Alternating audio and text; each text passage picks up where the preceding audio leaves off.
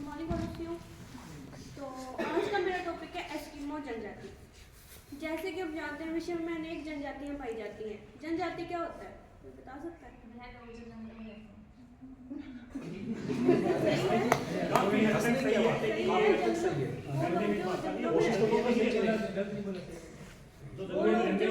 Modern जीवन से हटकर जंगलों में रहते हैं उनको बोलते हैं जनजाति।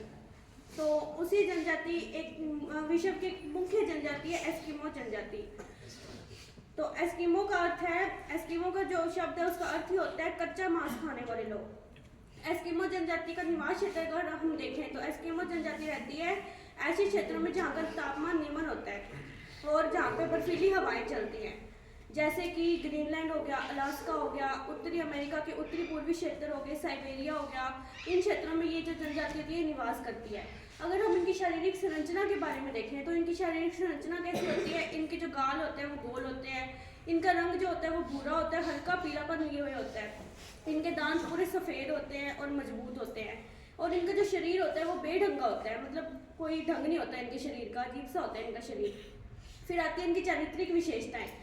चारित्रिक विशेषता में क्या होता है कि ये लोग कभी भी झूठ नहीं बोलते हैं, और मान लो कोई भी मुसीबत का समय है तो ये उस समय में भी संयम से काम लेते हैं।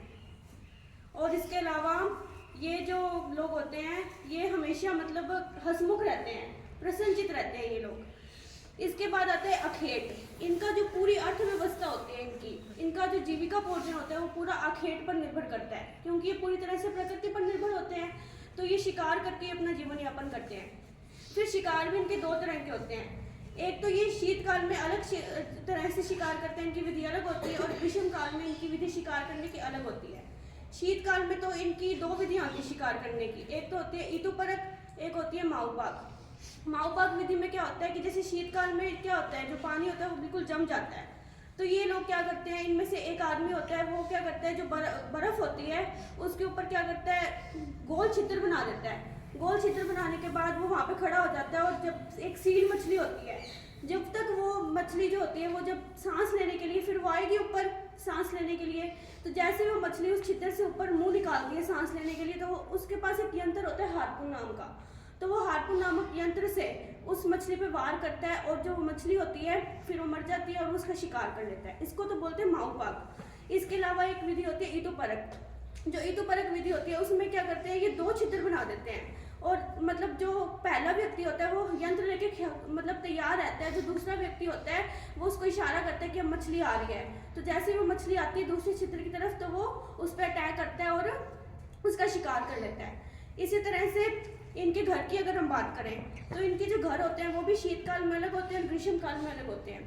जो शीतकाल में इनके घर होते हैं वो कैसे होते हैं, जो बर्फ़ की शिलाएँ होती हैं वो इनको जो शिलाएँ होती हैं उनको एक के ऊपर एक रख देते हैं, और एक गुंबद नुमा आकृति का एक स्ट्रक्चर खड़ी कर देते हैं। जो वो स्ट्रक्चर होती है उसमें वो बाहर से तो हम ऐसे लगता है कि वो ठंडी है, लेकिन वो अलग जो अंदर अगर हम जाएँ तो वो उतनी गर्म होती है। और जो ग्रीष्म काल में इनके घर होते हैं वो झोंपड़ियाँ होती हैं, जो कि किसी भालू होता है जो उसका जो मांस होता है उससे इनकी जो झोंपड़ियाँ होती हैं वो बनाई होती हैं, और जो इनकी झोंपड़ी होती है इनको बोलते हैं ट्यूपिक। ठीक है, तो ये एक मतलब ऐसे तो एक बहुत ही जंगलों में रहते हैं, लेकिन आधुनिक समय में जैसे जैसे यूरोपीय और अमेरिका वासियों के संपर्क में आ रहे हैं तो इनका भी अब विकास हो रहा है। Thank you.